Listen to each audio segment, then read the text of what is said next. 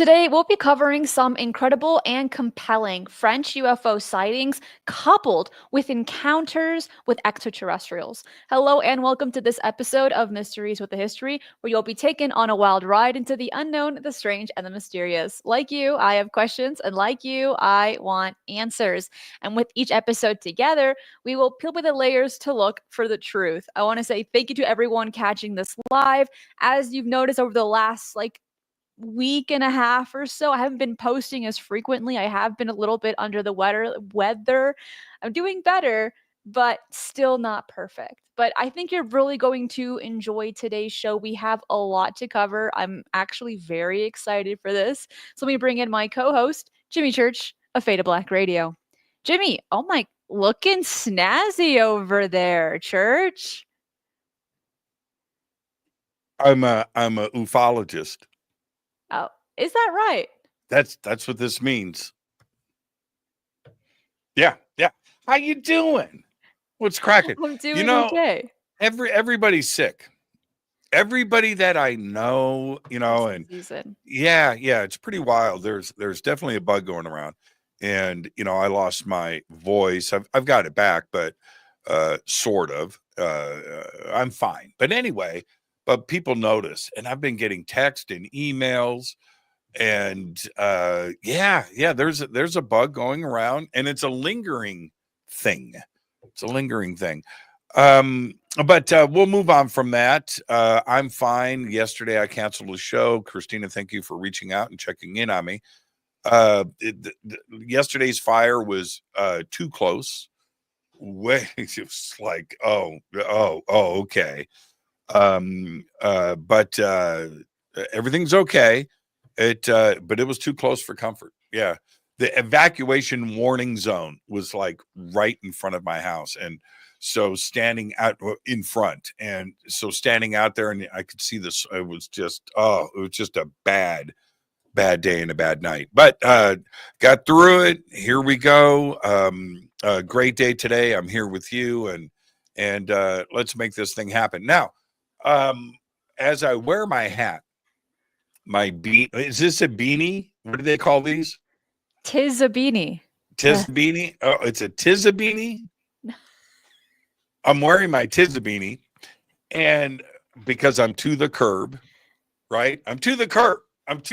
Yeah. I'm way to the curb. I'm fresh.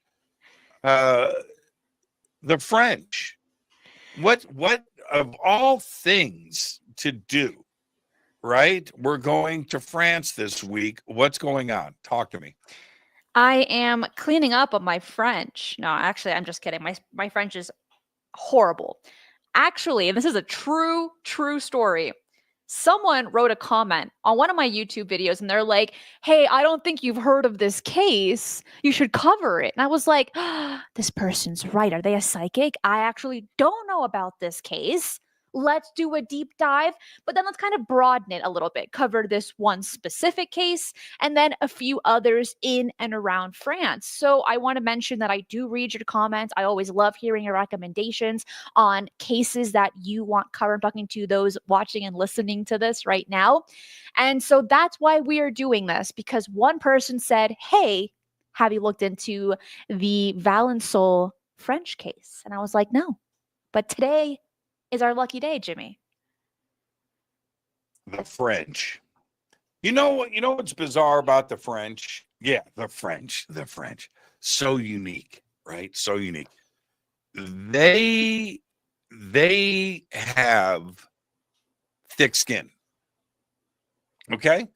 They know how they act, which is fine. I love the French.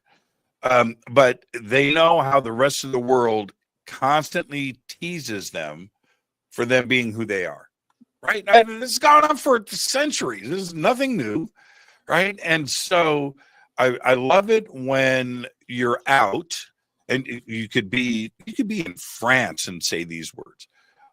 So what about the French? And then you see everybody's reactions, right? Well, It's when we're doing a show on France, it's the same thing. But this is the deal.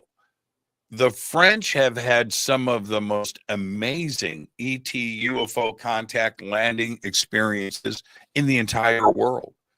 And covering them today are special. I'm glad that we're doing this. I want to start, though. We're going to start with your case, but I want to start with a little bit of history, very brief, 15 seconds. All right.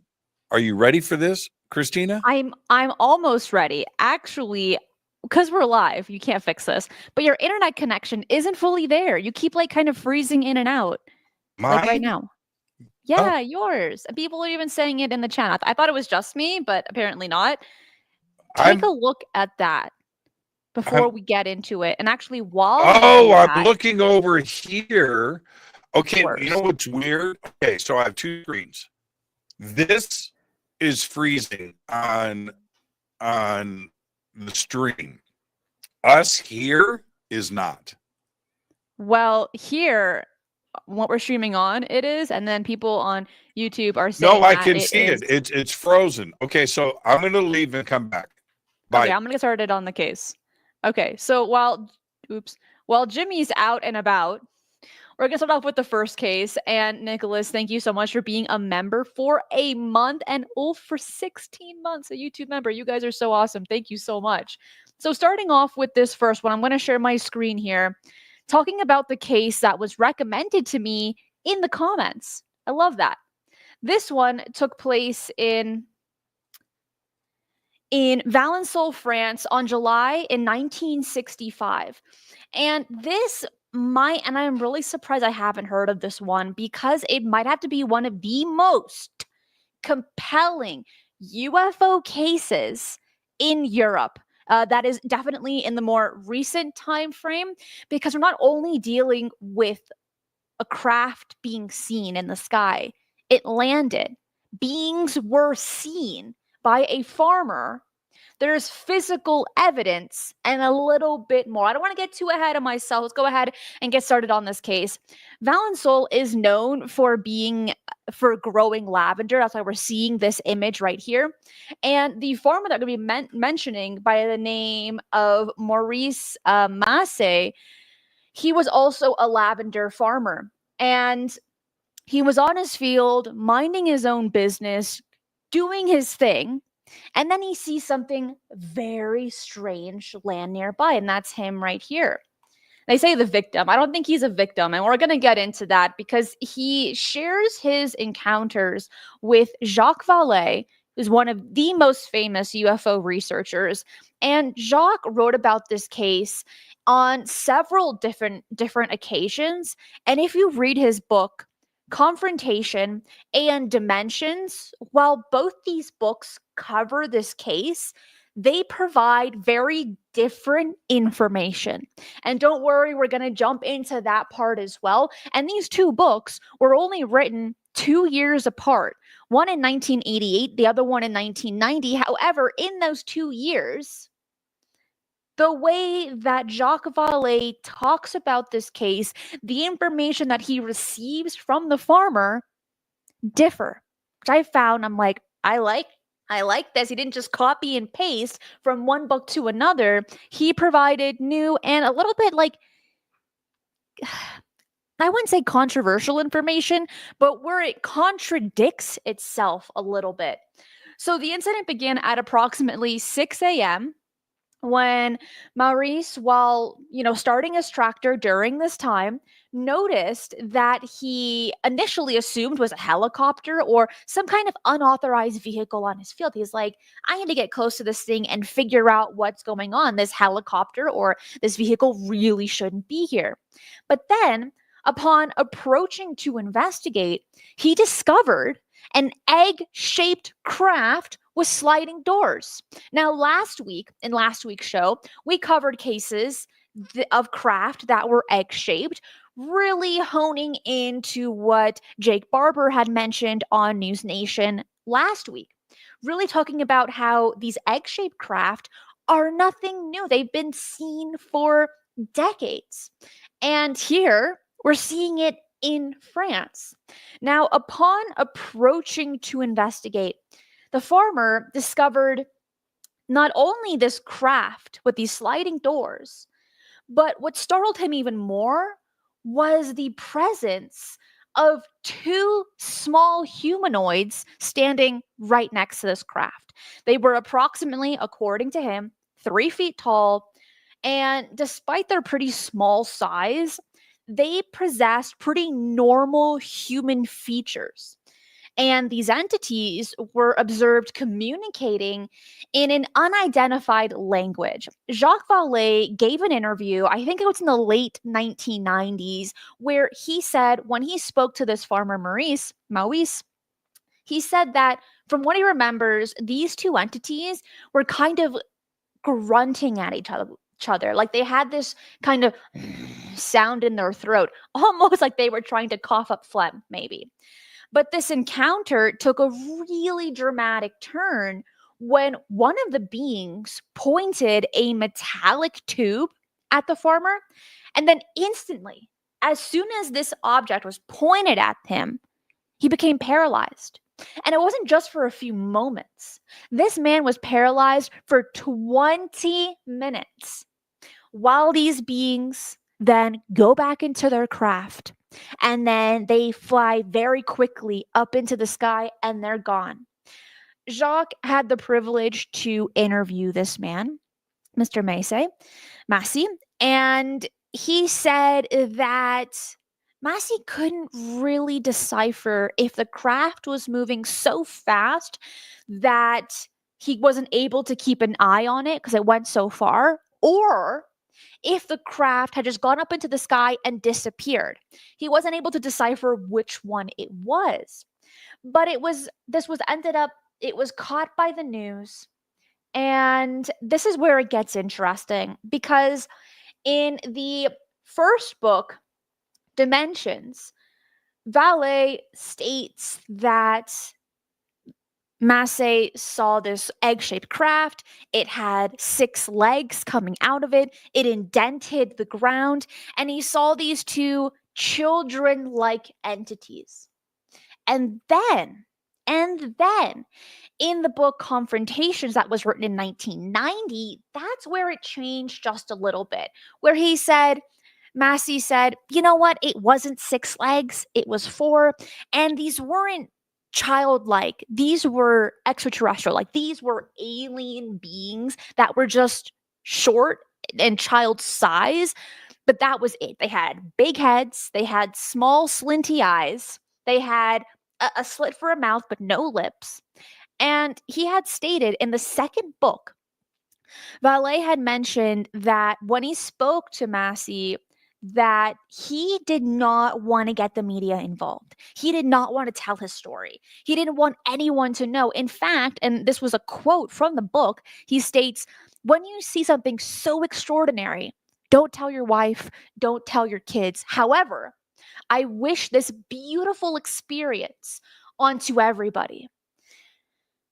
When we're dealing with alien encounters, UFO sightings, a lot of the times, not all the time, a lot of the times it's exciting. You're like, oh my gosh, this is so cool. But when we're dealing with alien abductions, that's where it's a whole different kettle of fish. That's where it gets really scary. People would never want to wish that onto somebody else. In this case, for the farmer, he was like, it was a beautiful sight. I got to see this craft on my field. I got to see these beings. I got to hear them speak their language. And I just felt in my core, according to him, that these weren't hostile. They were curious more than anything else. How many times have we heard that? When humans have seen a being come out of a craft and they're looking at nature, the soil, animals, things like this. Most of the time, not all the time, most of the time, people will tell you they weren't hostile. They didn't feel hostile. I got this kind of almost telepathic message that they weren't hostile.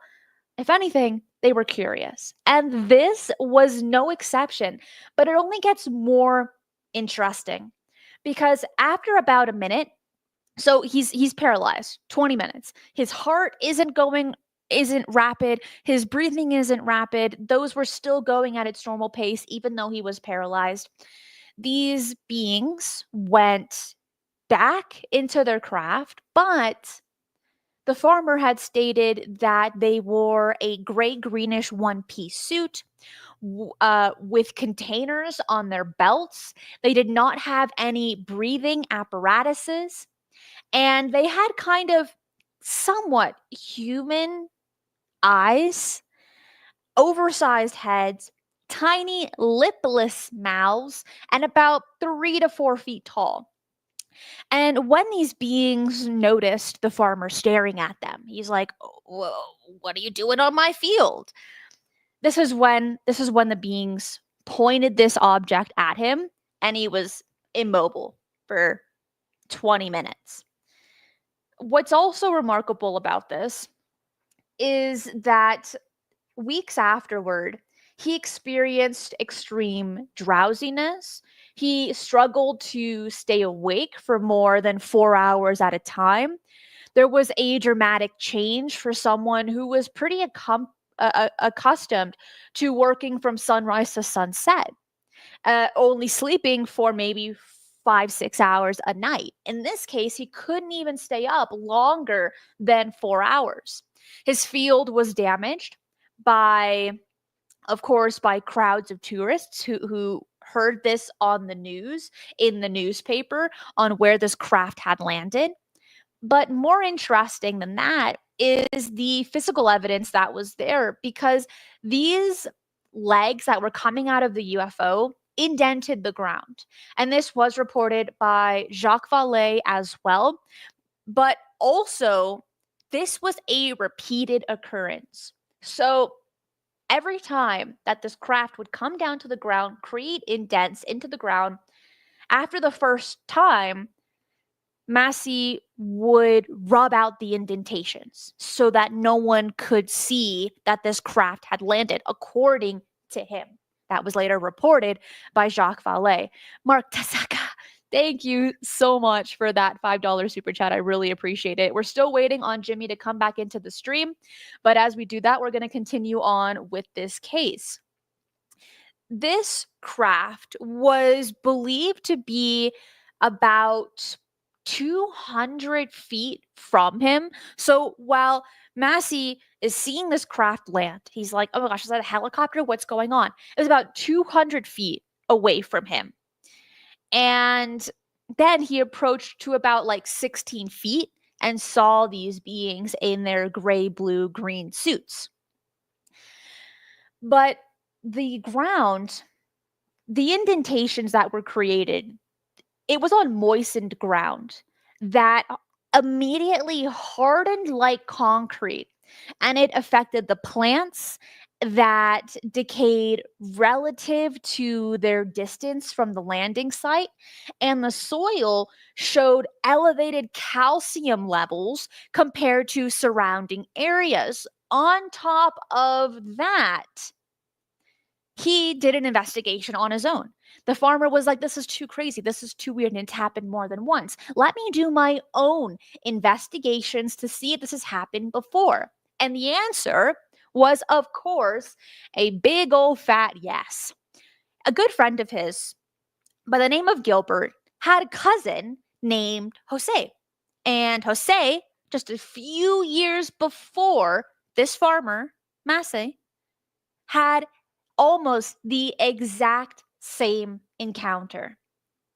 He witnessed a landing, leaving a boat-shaped traces in the wheat field, just a few miles away from his town, which again was in Valensole. And it was someone that he was not directly associated with, but there was that glue in the middle, and that was Gilbert, the friend. That's weird, is it not? Or is it merely a coincidence? That is for you to decide on that. But it's something that the farmer did an extensive investigation on, because he's like, I can't be the only one. And then, bringing up Gilbert yet again, in 1977, just a few years after this farmer's experience, Gilbert experienced a vehicle and radio interference followed by a whirlwind phenomenon that affected the nearby trees. Now, in this case, for Gilbert, the friend, he didn't say that he saw a craft in the sky or anything, but he was on his John Deere perfectly equipped tractor, almost brand new, great engine. And then all of a sudden, there's this whirlwind that is right next to Gilbert, and the engine dies, completely dies. The batteries drain out, the radio stops working. Then the whirlwind moves along, continues going on its path. The radio starts working again. The engine starts working again. However, the batteries, they completely dried up. There was nothing he could do for that one. But these all took place a few years apart from each other in a similar area, and these three people are connected through association. And looks like we have Jimmy back, not only with the super cool beanie, but also a nice pair of glasses. Jimmy, you look better. Oh, those glasses are gone now. Okay, don't ask questions. No questions were asked. I have done so much. Okay, so anyway, now I'm going to have to do the show like this. Okay. All right. Where are we? We are on covering the story of the Valençol, France incident in 1965, and also the connection between his friend Gilbert and Gilbert's cousin Jose, who all had very similar experiences just a few years apart from each other. Perfect. Okay. Yes. So keep going. I'll jump in. Okay. So while this is all taking place, especially with the farmer's initial experience, he reports it to GPAN, which is the equivalent of the French UFO Investigation Center. But this is where it gets kind of bizarre.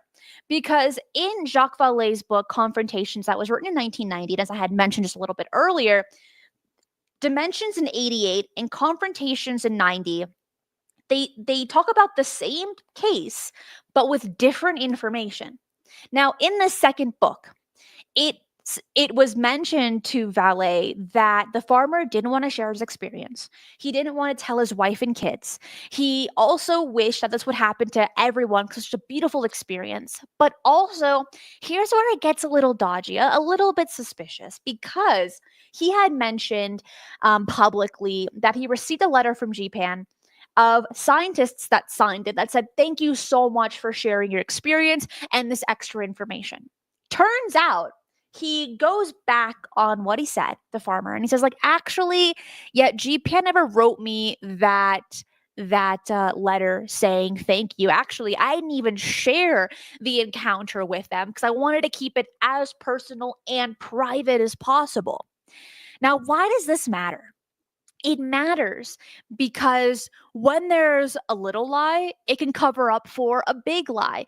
And these kinds of things are disappointing to hear because then it makes you question internally, okay, what do I believe and what do I not believe? Where should I be looking? And while this, again, might seem so insignificant, it then makes you question the entire case. Now, regardless, Jacques Vallée put it in his book, the one written in 1990, for I don't even know what reason why he put it in there, but he did because the farmer was willing to share his experience in detail to Jacques Vallée more so than the local French reporters in the area.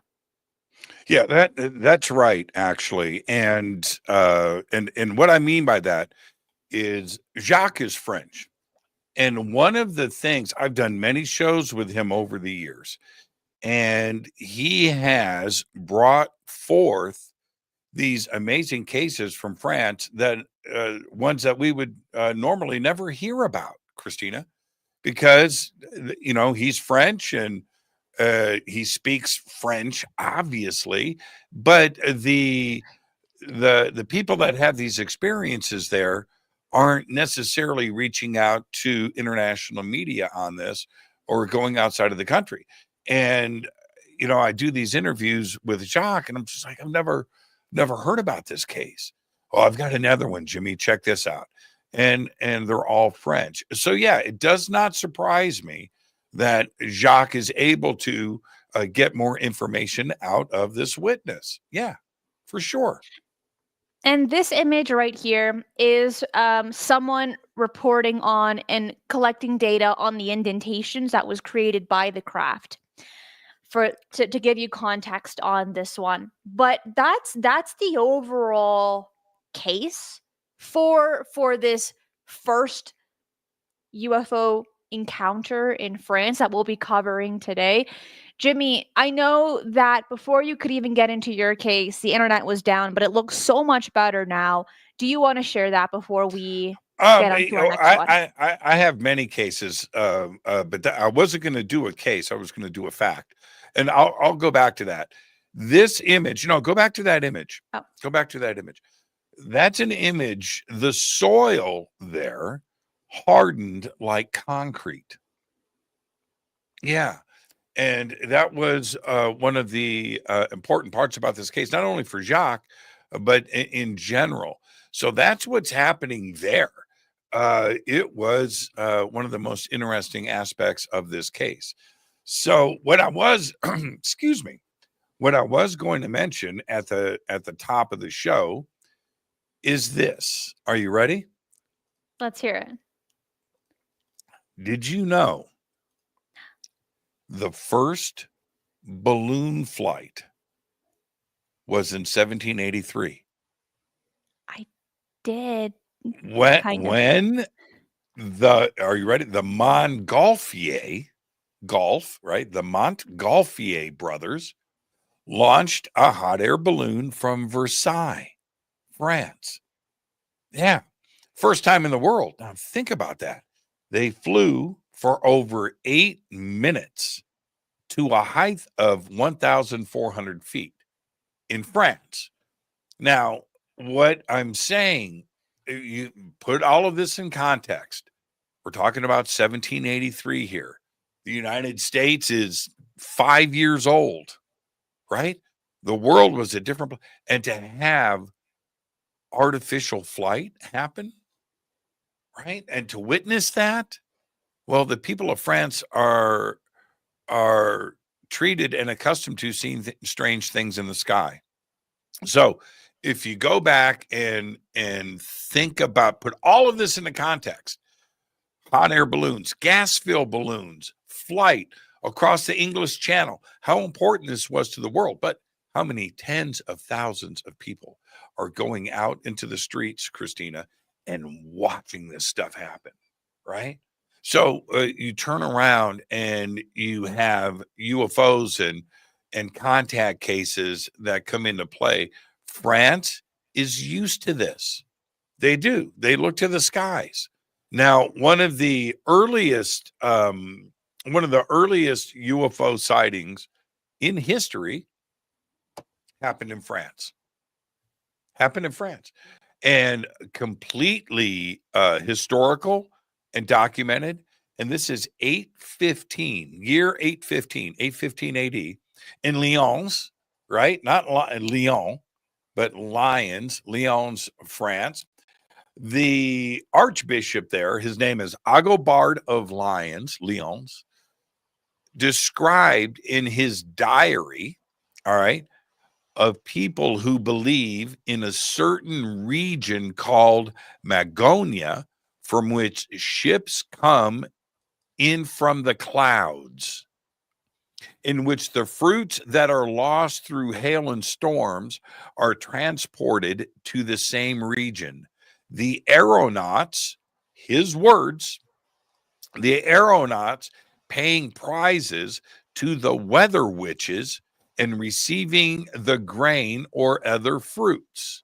Now, he goes on to say that this crowd of people tried to kill 4 of these aeronauts. That's right. Deluded. Quote, this is directly from his journal. Quote, deluded by this folly so profound, we saw many in a human assembly present with 4 people, 3 men and a woman, as prisoners who were supposed to have fallen from these ships in the clouds. Wow. Right? How amazing, how amazing is that? It's very remarkable, especially when we look at other ancient cases, like the one in Ireland, for instance, during the same time frame, where they also explained that things in the sky were flying boats. Because when we look at any time frame, the language is going to surround the technology and inventions during that period. So they wouldn't be called craft, they wouldn't be called UFOs. In this case, when we're looking at 815 AD, they would be the only way they could describe them would be boats. And I think that's Ships, very cool to ships. hear and to Yeah, see. Yes. yeah, for sure. And we say ships today, don't we? So I think when you go back to eight again, let's put it all in context. The year 800, right? To have an archbishop write in his journal that we've got ships coming out of the clouds, landing here, and we're trading goods with them. Yeah, and aeronauts, right? And that uh, to have these pilots, the crew from these ships, fall to the ground and then have an angry mob from town, come in and capture them. Yeah, it's just a bizarre. It's just a bizarre entry from an archbishop. There's always something that rings true. At year 800, the Franks were running Central Europe. That's exactly right. Yeah, yeah, yep, yep. Okay, so let's move on. Everybody, thank you for dealing with me. I rebooted my routers. I couldn't just thank you. Turned out, you know what it was? Are you ready? What? Yeah. It was a USB hub. Yeah. Ah, Uh, man. yeah, it was that's what it was. And so I unplugged it, rerouted all the USBs, everything came back. Yeah, weird. Weird. Weird. It wouldn't load StreamYard. And the reason for that is the USB port is recognizing certain cameras and things. And if it's not there, it blocks it. Yeah. Okay. 1952, is that where we are? No, we're Oh, in you want to do the 1960. you want to go there? Let's go there. Let's fly on over to 1967 in Casebook, France. So this one took place August 29th, 1967, where children saw, and we got their testimony, saw a very strange, really strange sight. And we're seeing it on screen here. They saw this incredibly bright object orb, so bright that it almost blinded these two children's eyes, and then several beings. And they had almost no features. They were just almost like complete shadows, if anything. And it was seen by Francis, who was 13, and his sister Anne Marie, who was about 9 years old. And they were out on the field tending the family cows, having a little bit of fun, also minding their own business, when they observed what initially appeared to be these kind of unfamiliar looking children across Mm-hmm. a nearby hedge. Mm-hmm. And they as this is taking place, the two kids, the two little French children, they see this brilliant silver sphere, approximately 6 to 7 feet in diameter, accompanied by four really just strange looking beings. And the sphere's luminosity was so intense, it caused physical discomfort to look at directly, almost like these kids were looking straight into the sun. That was the best way it could be described. And while both children agreed on the basic description of the craft, Marie alone reported seeing tra- whatever. Trajectory. Yeah. No, retractable. Gosh, Retractable. dyslexia hits hard. Yes, landing gear beneath the object, consisting of 3 to 4 legs with round shoes that mysteriously just vanished during flight. Now, the entities themselves, they defied conventional explanation because standing between 3 and 4 feet tall, like in the other case, they possessed a uniform, shiny black appearance that resembled silk, according to the kids. Though these children couldn't determine if this was their natural form or some kind of seamless suit. And the most striking features included these kind of pointed craniums, these pointed bearded chins, and an unusual long, spindly limbs. And the fourth entity notably possessed webbed feet, according to Anne Marie's account, and a pointed nose. Now, this was an observation that the brother did not observe, but it is something just worth mentioning in this case. But Jimmy, the sighting is weird. These beings are strange, but their behavior also is just really makes you want to pay attention because one entity appeared to examine the soil, another, the tallest in the group, held what kind of looked like a mirror, and then the encounter reached its climax when the entities began entering the sphere, this craft, this weird orb, one by one, diving head first Mm-hmm. in what we might say today, like almost like a portal, where you just gotta get sucked in there. Now, the fourth How entity was that again? briefly. How was that again? Yeah, pretty much.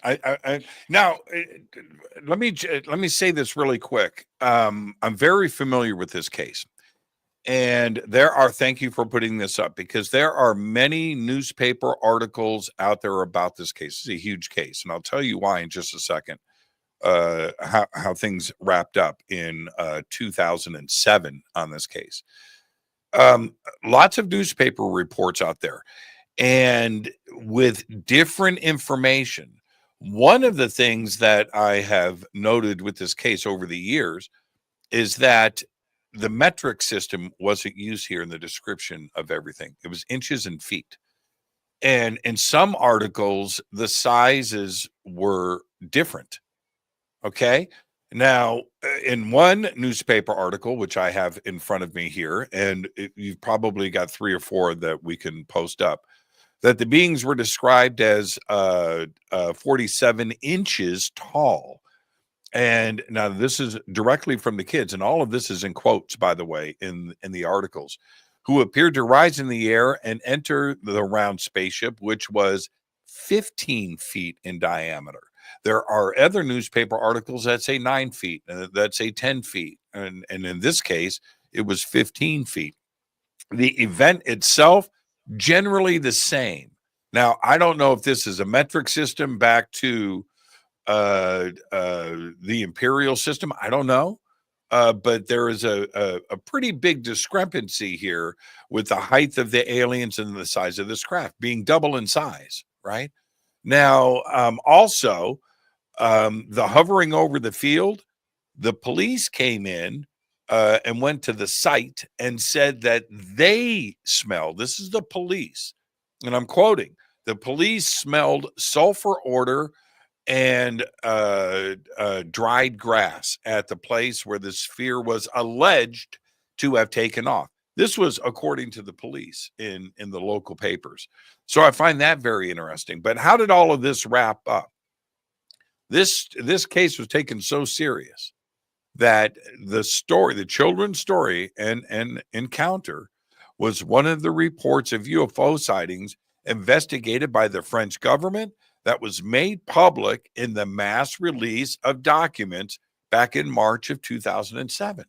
And so that's very, very not only important for our community, But for those that are interested in cases like this, what was it that the government was interested in? Well, they did a full investigation. The police were involved with this. It made it all the way through the French military, and then turn around and was part of the collection of documents that was released to the public, UFO documents back in March of 2007. Christina, this is a big case. It definitely was. So not only did policemen report smelling sulfur, seeing yellow grass where the craft had allegedly landed, compared to all of the green grass everywhere else except for the area where the craft was supposed to be, but also Anne Marie, the 9-year-old, couldn't sleep for 2 days, and her brother, who was 13, developed temporary eye irritation, possibly due to the intense luminosity, which affected his glasses. And again, Jimmy, as you had mentioned, these reports were finally released in the early 2000s, even though this case took place back in 1967, but it was heavily investigated. It was taken seriously. And it's always interesting to hear the encounters of children, especially when we're looking at the famous Westall incident, right? Where school children saw a UFO right in their playing field. There's a few other ones, but I'm just pulling that one out of the air. You really want to believe children more because they don't have the same filters that adults do. They're going to tell you how it is, hopefully for the most part, versus adults saying, okay, was it a helicopter? You know what? It must have been a weather balloon. You know what? Actually, no, it must have been Venus. Kids, on the other hand, they're like, this is what I saw.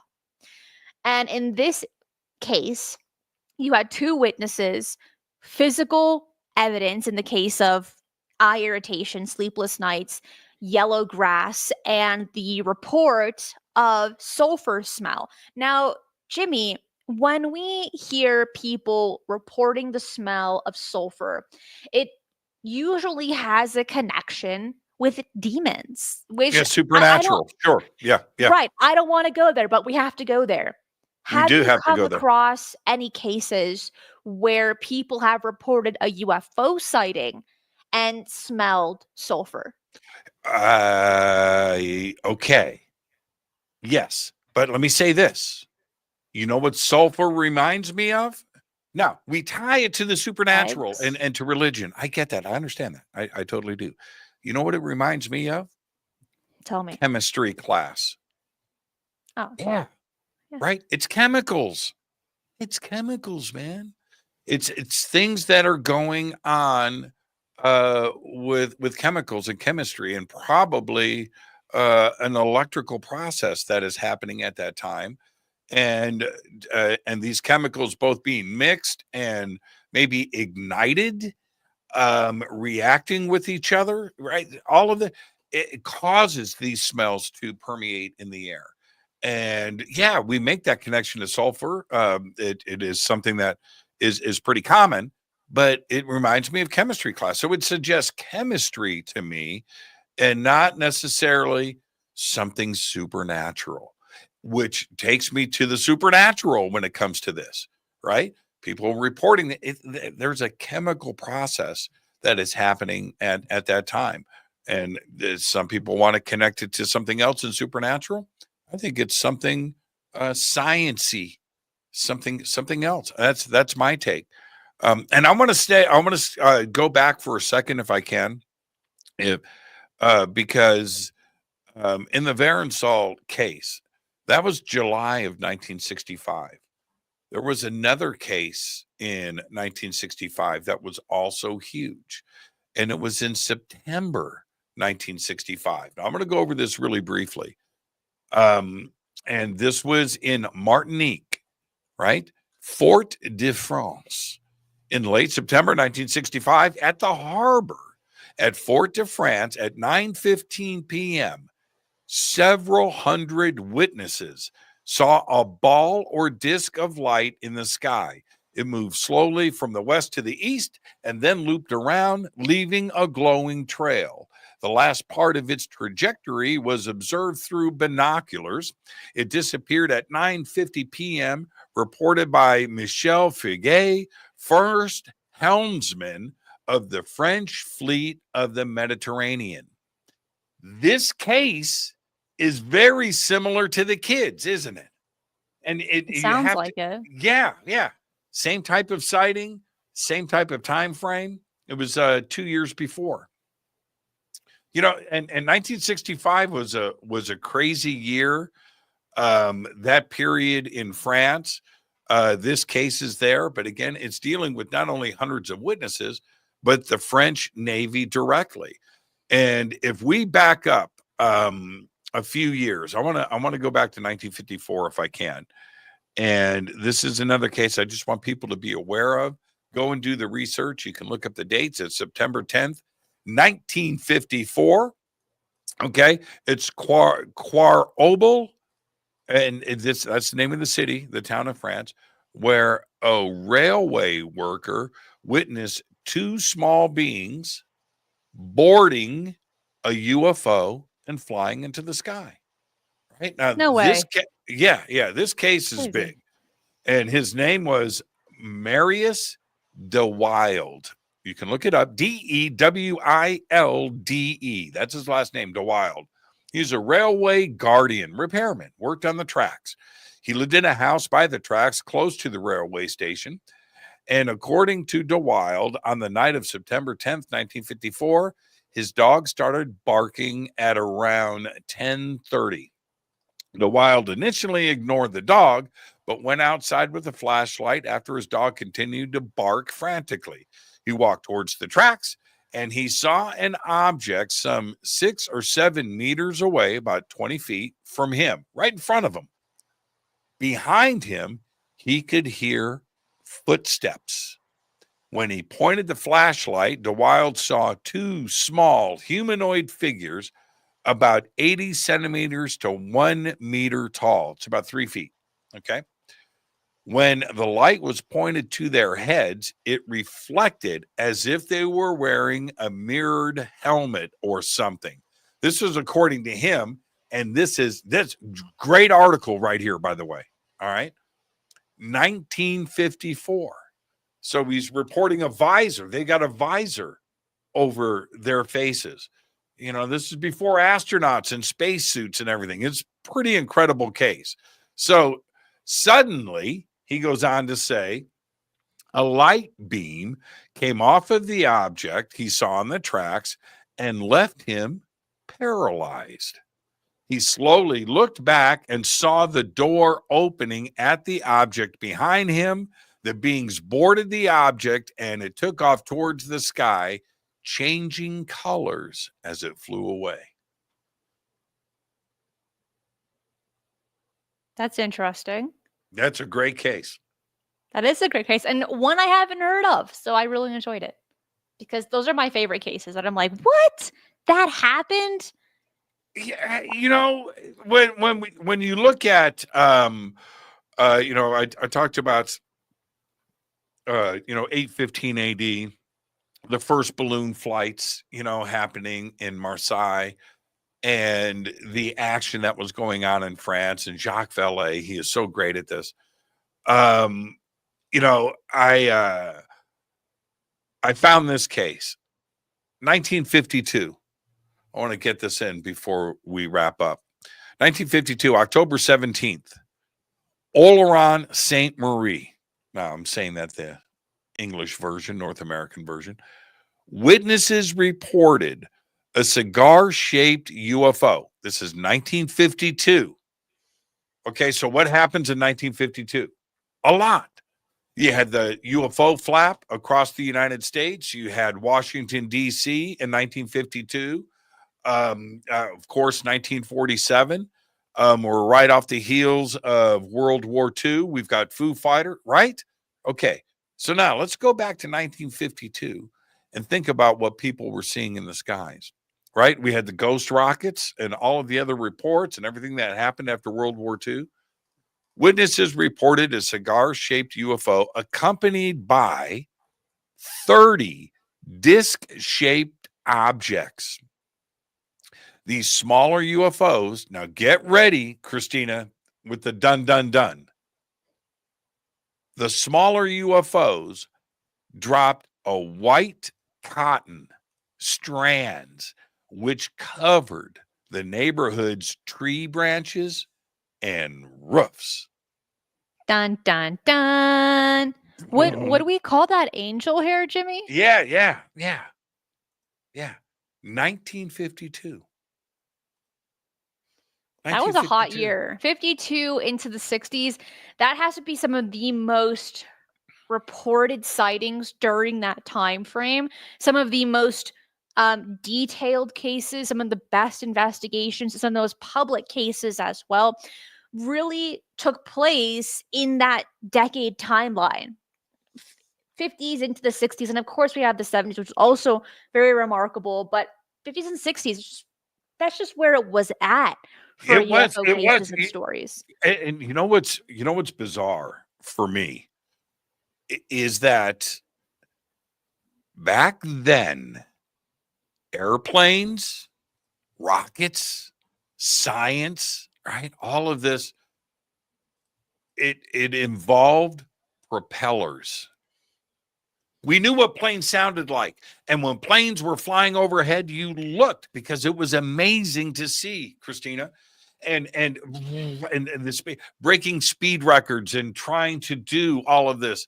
The speed of sound, Chuck Yeager, that wasn't broken until 1956, 1957. People have to understand that the Bell X1 happened out here in the desert right behind my house. But back then, large passenger planes, propellers, right? Helicopters were not a common thing. So they're small, slow moving, propellered craft. All right. And we were fascinated with that. When something else is in the sky, hauling, moving very fast without a propeller, people are going to make note of it. All right. They know what they were used to seeing. And suddenly there was something else up there. And of course, those reports are going to be made. And that's the fascinating part about that time period. Today, with everything that we've got going on with technology and types of aircraft and drones and propulsion systems and everything, anything could be in the sky. We've got satellites that are confusing people, right? You've got SpaceX launches that are confusing people that are flying through the sky with blue contrast. Yes. All right. But back then, that wasn't the case. So when somebody says back then, this thing was probably going 1,000 miles an hour, there was nothing that could go 1,000 miles an hour in the world. It didn't exist. It wasn't around. Chuck Yeager, when he broke the sound barrier, that was 763 miles per hour. We were seeing things in the sky, tracking stuff on radar, going 1,500, 2,000, 2,500, 3,000 miles per hour. There was nothing in the world at that time. Period. That's it. So when these reports come out, you do need to take note, and you have to think about the time period and what kind of technology was going on at that time. And that includes France. And if you go back to 815 AD and you've got reports like this, what else was in the sky? Nothing. So yeah, I love the historical part about this. And when you understand aerospace, or at least have a fascination and an interest in it, and you follow the timeline of different types of aircraft and what was going on, and records were attempted to be broken by Great Britain and the United States and Russia, and everybody building faster and faster stuff, but nothing was as fast as what was going on in the sky. That's the amazing part. So yeah, I put a lot of credence into this early eyewitness testimony from 1945, 1950, 52, 55. It's a really big deal. It was a different world then, for sure. And that's why those cases during that time frame are so much more compelling than the ones that we hear today, because they don't have the same conventional explanations. If anything, during that time when we had Project Blue Book, their explanations were Venus and swamp gas. And those are very easy to roll your eyes about.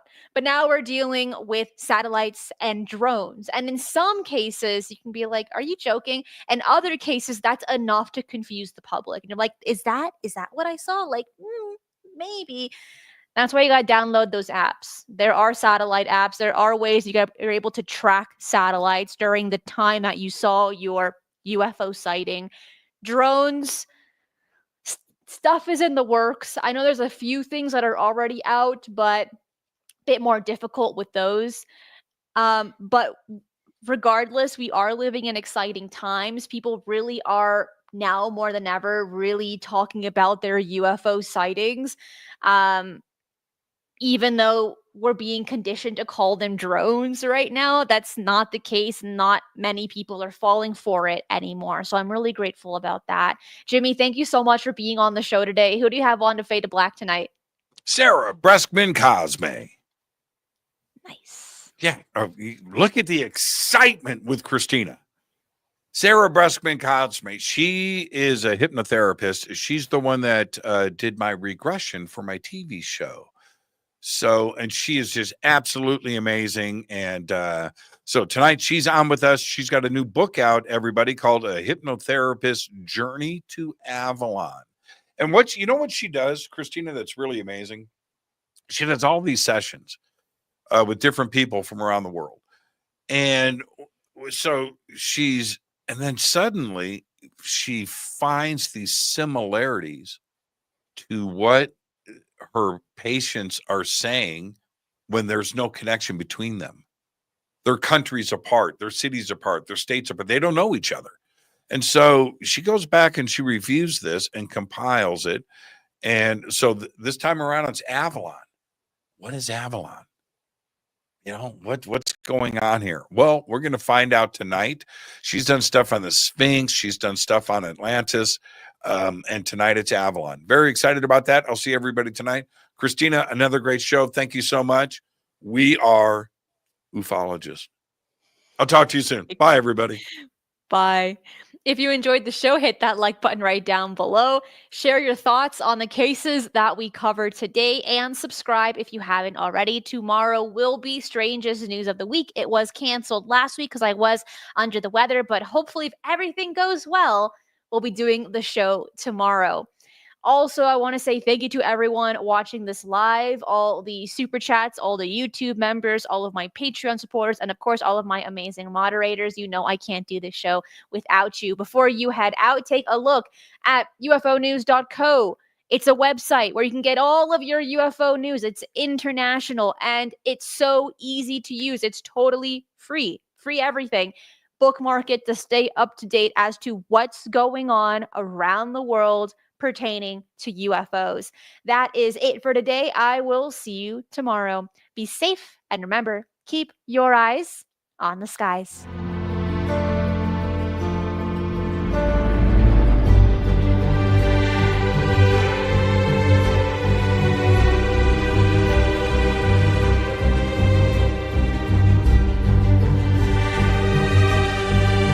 If you enjoy the strange and the mysterious, UFOs, the paranormal, and cryptids, this channel is for you. So make sure to subscribe as I do 3 videos right here every single week and hit that notification bell so you do not miss any of the bonus content I post right here.